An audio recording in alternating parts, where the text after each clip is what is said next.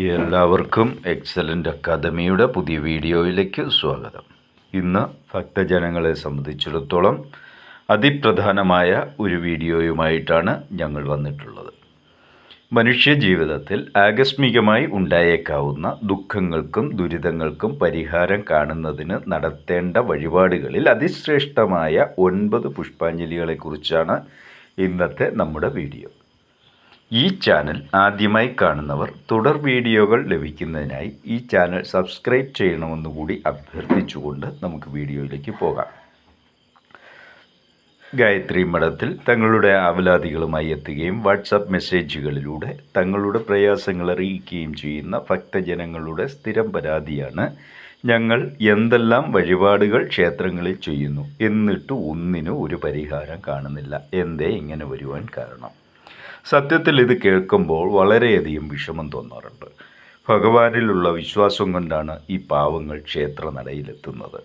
അവരുടെ പ്രശ്നങ്ങൾ കേൾക്കുവാനോ അനുയോജ്യമായ പരിഹാരം നിർദ്ദേശിക്കുവാനോ നമ്മുടെ പൂജാരിമാർക്ക് സമയമില്ല. പകരം അവരെ കൺസൾട്ട് ചെയ്ത് അവർ നിശ്ചയിച്ചിരിക്കുന്ന ഫീസ് കൊടുത്തെങ്കിൽ മാത്രമേ പരിഹാര നിർദ്ദേശമുള്ളൂ. ഇതാണോ നമ്മുടെ ആചാര്യന്മാർ ക്ഷേത്രങ്ങൾ കൊണ്ട് ഉദ്ദേശിച്ചത്? മനസ്സിൽ വളരെയധികം വേദനകളുമായി ക്ഷേത്ര നടയിലെത്തുന്ന ഭക്തനെ സ്നേഹത്തിൽ ചാലിച്ച ഒരു പുഞ്ചിരി കൊണ്ട് എതിരേറ്റാൽ അവൻ്റെ പകുതി പ്രശ്നങ്ങൾ മാറിക്കിട്ടുമെന്നാണ് ഞങ്ങളുടെ ഗുരുക്കന്മാർ ഞങ്ങളെ പഠിപ്പിച്ചിട്ടുള്ളത്. ഒരു പ്രദേശത്തെ ജനത അവരുടെ അധ്വാനത്തിൻ്റെ ഒരു വിഹിതം നൽകി ഒരു ക്ഷേത്രം പടുത്തുയർത്തുന്നു. അവിടെ അവൻ്റെ വേദനകൾ പങ്കിടുവാൻ വരുമ്പോൾ അവൻ്റെ കയ്യിലുള്ള വെള്ളിക്കാശുകളിൽ കണ്ണുവയ്ക്കുന്നവർ പുരോഹിതരല്ല എന്നാണ് ഞങ്ങളുടെ അഭിപ്രായം. 12-ാം നൂറ്റാണ്ടിൽ അന്ധവിശ്വാസങ്ങളും അനാചാരങ്ങളും കൊടികുത്തിവാണ കാലഘട്ടത്തിൽ, പുരോഹിതവർഗം സാധാരണക്കാരെ ചൂഷണം ചെയ്യുന്ന കാലഘട്ടത്തിൽ, ഈ മണ്ണിൻ്റെ മനുഷ്യരെ മൃഗങ്ങളെക്കാൾ താഴെ സ്ഥാനം കൊടുത്തിരുന്ന ആ കാലഘട്ടത്തിൽ ശ്രീ ബസവേശ്വരർ ഇത്തരം പൗരോഹിത്യ ചൂഷണങ്ങളെ എതിർത്തിട്ടുണ്ട്. 21-ാം നൂറ്റാണ്ടിലും അത് പുതിയ രൂപങ്ങളിൽ പുതിയ ഭാവങ്ങളിൽ അവതരിക്കുന്നു എന്ന് മാത്രം. അതുകൊണ്ടാണ് പ്രിയപ്പെട്ട ഭക്തജനങ്ങൾക്കായി ഇത്തരം ഒരു വീഡിയോ ചെയ്യുന്നത്. ആദ്യമായി ഈ ചാനൽ കാണുന്നവർ തുടർ വീഡിയോകൾ ലഭിക്കുന്നതിനായി ഈ ചാനൽ സബ്സ്ക്രൈബ് ചെയ്യണമെന്ന് കൂടി അഭ്യർത്ഥിക്കുന്നു. ഗുരു കാരണവന്മാരുടെയും കുടുംബദേവതയായ ഹരിപ്പാട് താമല്ലാക്കൽ ശ്രീ വെട്ടിത്തറ ഭഗവതിയുടെയും ഉപാസനാമൂർത്തിയായ ശ്രീ ചാമുണ്ടേശ്വരിയുടെയും അനുഗ്രഹത്തോടുകൂടി നമുക്കിന്നത്തെ വീഡിയോയിലേക്ക് പോകാം. ഇന്ന് പല ഭക്തജനങ്ങൾക്കും തങ്ങളെ അലട്ടുന്ന പ്രശ്നപരിഹാരത്തിനായി എന്ത് വഴിപാടുകൾ കഴിക്കണമെന്നറിയില്ല. അത്തരക്കാർക്കായി കുറച്ച് വഴിപാടുകളുടെ വിവരമാണ് ഇവിടെ പറയുന്നത്.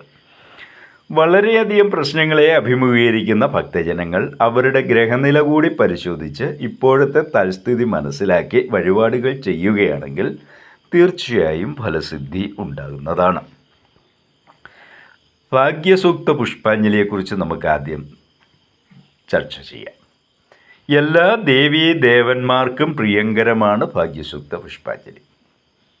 പേര് സൂചിപ്പിക്കുന്നത് പോലെ തന്നെ ജീവിത വിജയം നേടുന്നതിനും ഭാഗ്യം തെളിയുന്നതിനും ദോഷകാഠിന്യമനുസരിച്ച് 3, 5, 7, 9, 12 തവണ ഈ പുഷ്പാഞ്ജലി വിധിപ്രകാരം ചെയ്യുന്നത് ഉത്തമമാണ്.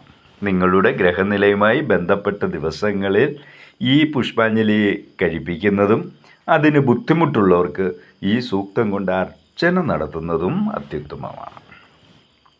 ഇഷ്ടകാര്യസിദ്ധി, സാമ്പത്തിക ലാഭം, കടബാധ്യതകളിൽ നിന്നുള്ള മോചനം, എത്ര ധനം വന്നാലും കയ്യിൽ നിൽക്കാത്ത അവസ്ഥയുള്ളവർ ദുരിതമോചനത്തിനായി ദിവസവും പ്രഭാതത്തിൽ എഴുന്നേറ്റ് കുളി കഴിഞ്ഞ് ശുദ്ധിയോടുകൂടി നിലവിളക്ക് കൊളുത്തി വിധിപ്രകാരം ഈ സൂക്തം ജപിക്കുകയോ കേൾക്കുകയോ ചെയ്യുന്നത് വളരെയധികം പ്രയോജനം ചെയ്യും.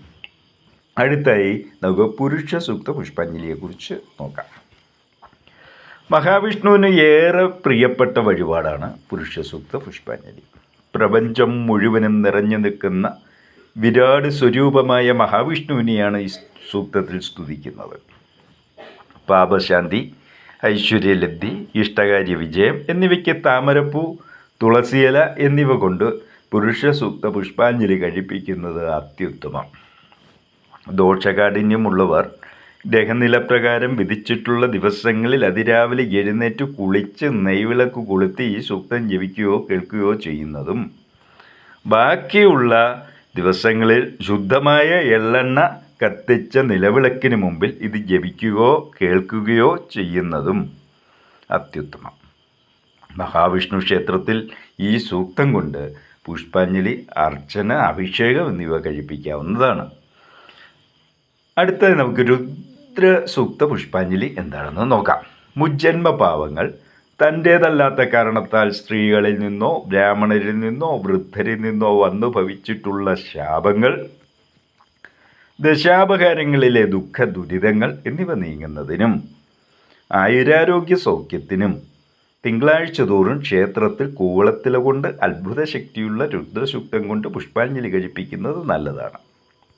ഗ്രഹനിലയിൽ പറയുന്നത് പ്രകാരം പുഷ്പാഞ്ജലി കഴിപ്പിക്കുകയും വിധിപ്രകാരം ജപിക്കുകയോ കേൾക്കുകയോ ചെയ്യുന്നതും ദുഃഖ ദുരിതങ്ങളിൽ നിന്ന് മോചനം നേടുന്നതിന് സാധിക്കും.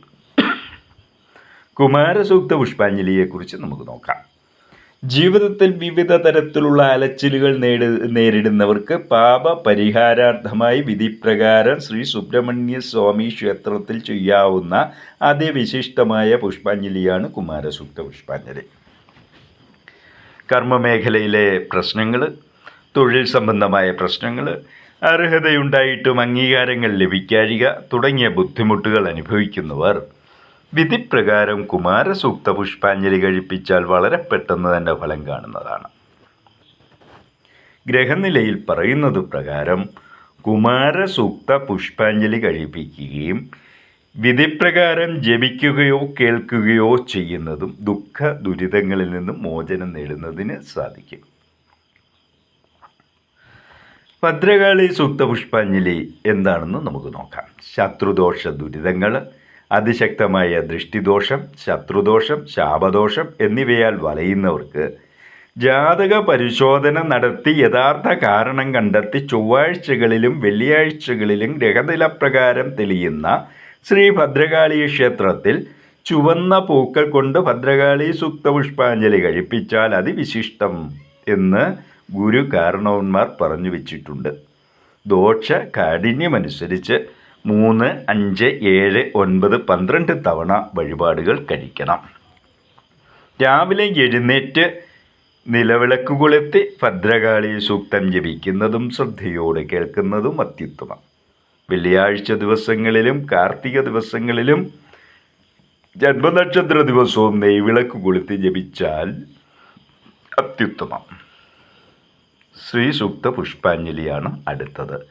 ദാരിദ്ര്യം നീങ്ങുന്നതിനും കടം കൊടുത്ത ധനം തിരികെ ലഭിക്കുന്നതിനും പൂർവിക സമ്പത്ത് ലഭിക്കുന്നതിനുള്ള തടസ്സങ്ങൾ നീങ്ങുന്നതിനും തൻ്റെ നിരപരാധിത്വം തെളിയിക്കുന്നതിനും ലക്ഷ്മി ഭഗവതിയുടെ ഏറ്റവും പ്രിയപ്പെട്ട സൂക്തമായ ശ്രീ സൂക്തം താമരപ്പൂ കൊണ്ടോ തുളസിയില കൊണ്ടോ പുഷ്പാഞ്ജലിയോ അർച്ചനയോ കഴിപ്പിക്കുന്നത് ഏറ്റവും ഉത്തമമാണ്.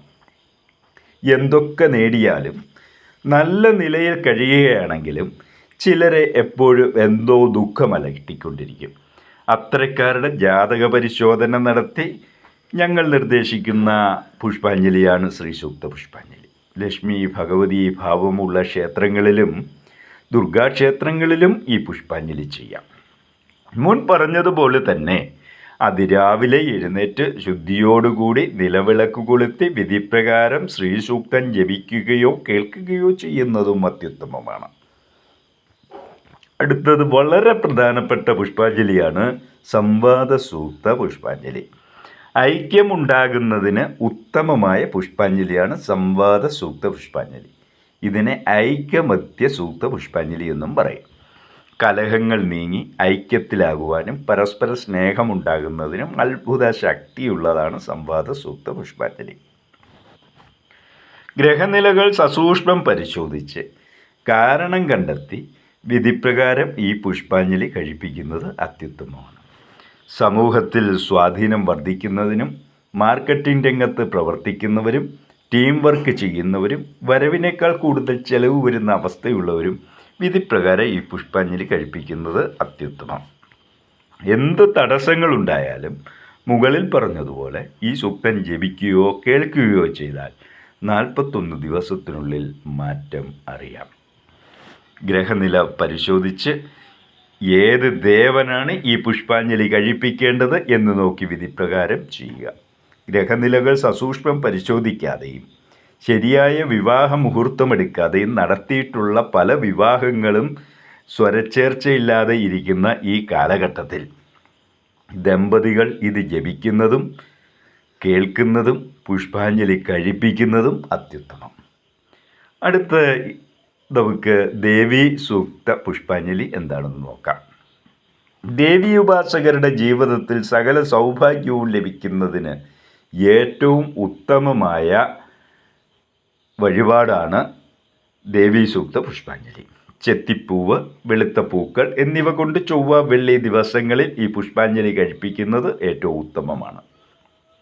ഗ്രഹനില പരിശോധിച്ച് ദോഷപരിഹാരാർത്ഥം നിർദ്ദേശിക്കുന്ന ക്ഷേത്രത്തിൽ വിധിപ്രകാരം ഈ വഴിപാടുകൾ ചെയ്താൽ പെട്ടെന്ന് ഫലം ലഭിക്കുന്നതാണ്. അതിരാവിലെ എഴുന്നേറ്റ് കുളി കഴിഞ്ഞ് ശുദ്ധിയോടുകൂടി നിലവിളക്ക് കൊളുത്തി വിധിപ്രകാരം ജപിക്കുകയോ കേൾക്കുകയോ ചെയ്യുന്നതും അത്യുത്തമം. ദുർഗ, ഭദ്രകാളി, പാർവതി എന്നിവരെയെല്ലാം ഈ സൂക്തം കൊണ്ട് പുഷ്പാഞ്ജലി ചെയ്ത് പ്രീതിപ്പെടുത്താം. അർച്ചനയ്ക്കായും ഉപയോഗിക്കാം. നിത്യജപത്തിനും ഉത്തമം. അടുത്തതായിട്ട് ആയുർ സൂക്ത പുഷ്പാഞ്ജലിയാണ്. ഗൃഹദോഷങ്ങൾ കൊണ്ടോ ഗ്രഹദോഷങ്ങൾ കൊണ്ടോ ദശാസന്ധി ദോഷങ്ങളാലോ വന്നുഭവിക്കുന്ന രോഗങ്ങളും ദുരിതങ്ങളും നീങ്ങുന്നതിന് ഗ്രഹനില പരിശോധിച്ച് ദോഷപരിഹാരാർത്ഥം നിർദ്ദേശിക്കുന്ന ക്ഷേത്രത്തിൽ 12, 21, 25 തവണ ഈ പുഷ്പാഞ്ജലി ചെയ്താൽ ചികിത്സയ്ക്ക് ഫലം കാണുന്നതാണ്. അതോടൊപ്പം തന്നെ ഇത് ജപിക്കുന്നതും കേൾക്കുന്നതും അത്യുത്തമമാണ്. നമ്മളിപ്പോൾ 9 പുഷ്പാഞ്ജലികളെക്കുറിച്ച് ഇവിടെ പ്രതിപാദിച്ചു. എല്ലാറ്റിലും ഈ വിധിപ്രകാരം എന്ന് പറയുന്നത് പലർക്കും സംശയമുണ്ടാവും. അത് പറയുന്നതിന് കാരണം വീട്ടിൽ ഒരാൾക്ക് പനി വന്നാൽ ഹോസ്പിറ്റലിൽ നിന്നും അവർക്ക് കൊടുക്കുന്ന ഗുളിക മറ്റൊരാൾക്ക് പനി വന്നാൽ കഴിക്കാൻ പറ്റില്ല. കാരണം ഡോക്ടർ ഒരാൾക്ക് മരുന്ന് കുറിക്കുന്നത് രോഗകാരണം, ശരീരലക്ഷണം, രോഗത്തിൻ്റെ തീവ്രത എന്നിവ അനുസരിച്ചാണ്. അതുപോലെ തന്നെ നമ്മുടെ ജീവിതത്തിൻ്റെ ഒരു രത്ന ചുരുക്കമാണ് നമ്മുടെ ഗ്രഹനില. ഇതിനെ പലർക്കും പുച്ഛിച്ചു തള്ളാം. എന്നാൽ ഞങ്ങളുടെ ജീവിതത്തിൽ വന്നിട്ടുള്ള അനുഭവമാണ് ഈ പറയുന്നത്. കുടുംബകലഹങ്ങൾ കൊണ്ട് പൊറുതിമുട്ടുമ്പോൾ ശ്രീ ഗായത്രി മഠത്തിലേക്ക് ഒരു ആശ്വാസവാക്കിനായി മെസ്സേജ് ചെയ്യാറുണ്ട്. ഗ്രഹനില അയച്ചു തരാൻ പറയുമ്പോൾ ഗ്രഹനില എടുത്തിട്ടില്ല. ജനിച്ച സമയം, വർഷം, സ്ഥലം ഇവ നൽകാൻ പറയുമ്പോൾ അവയൊന്നും രേഖപ്പെടുത്തിയിട്ടില്ല. കല്യാണത്തിന് നാളുകൾ തമ്മിൽ കൂട്ടി നോക്കിയാണ് പലരും വിവാഹം ഉറപ്പിക്കുന്നത്. വ്യാജ ഗ്രഹനില തയ്യാറാക്കി വരെ വിവാഹം നടക്കുകയും ചെയ്യുന്നുണ്ട്. പലതും ബ്രോക്കർമാരുടെ ചതിയിലാണ് സംഭവിക്കുന്നത്. അതുകൊണ്ട് തന്നെയാണ് പറയുന്നത്, ജീവിതത്തിലുണ്ടാകുന്ന എല്ലാ ദുഃഖങ്ങൾക്കും ദുരിതങ്ങൾക്കും പരിഹാരം നമ്മുടെ ഗ്രഹനിലയിലുണ്ട്. ഈ വീഡിയോ എടുക്കുമ്പോഴും എൻ്റെ മൊബൈലിലേക്ക് മെസ്സേജ് വന്നിട്ടുണ്ട്. കുടുംബകലഹമാണ് വിഷയം, ഡൈവോഴ്സിലെത്തി നിൽക്കുകയാണ്. അപ്പോൾ ഇവരുടെയൊക്കെ ഗ്രഹനിലകളിൽ ഇത് വ്യക്തമായി നമുക്ക് കാണുവാൻ സാധിക്കും. ഇതിൽ പലപ്പോഴും ജ്യോതിഷപരമായി ഞങ്ങൾ നോക്കുമ്പോൾ ദമ്പതികൾ ഒന്നിച്ച് ജീവിക്കണമെന്ന് തന്നെയാണ് ഈശ്വര നിശ്ചയം. അതിനൊരു ഉദാഹരണം പറയാം. ഭാര്യയും ഭർത്താവും തമ്മിൽ വേർപിരിയാൻ ആഗ്രഹിക്കുന്നു. എന്നാൽ കുട്ടിക്ക് അച്ഛനെയും അമ്മയെയും വേണം. അപ്പോൾ എന്താ നമ്മളിവിടെ കാണുന്നത്? ഈശ്വരൻ അവരെ വേർപിരിക്കുവാൻ തയ്യാറല്ല എന്ന് തന്നെയായിരിക്കണം നമ്മൾ ആ നിമിത്ത ശാസ്ത്രം എടുക്കേണ്ടത്. അതിനുള്ള പരിഹാരങ്ങൾ ചെയ്താൽ മതി അവരുടെയൊക്കെ ജീവിതം സന്തോഷകരമാകുവാൻ. ഈ വീഡിയോ നിങ്ങൾക്ക് എത്രമാത്രം പ്രയോജനപ്പെട്ടു എന്ന് പറയുവാൻ കഴിയില്ല. നിങ്ങളുടെ ദുഃഖങ്ങൾക്കും ദുരിതങ്ങൾക്കും പരിഹാരങ്ങൾ കാണുവാൻ ഒരു മെസ്സേജിനിപ്പുറം ഞങ്ങളുണ്ട്. ഈ വീഡിയോ എല്ലാവർക്കും ഇഷ്ടപ്പെട്ടുവെങ്കിൽ ലൈക്ക് ചെയ്യണമെന്നും ഷെയർ ചെയ്യണമെന്നും അഭ്യർത്ഥിച്ചുകൊണ്ട് ഇന്നത്തെ ഈ വീഡിയോ ഇവിടെ അവസാനിക്കുന്നു. നന്ദി, നമസ്കാരം. ലോകാ സമസ്ത സുഖിനോ ഭവന്തു.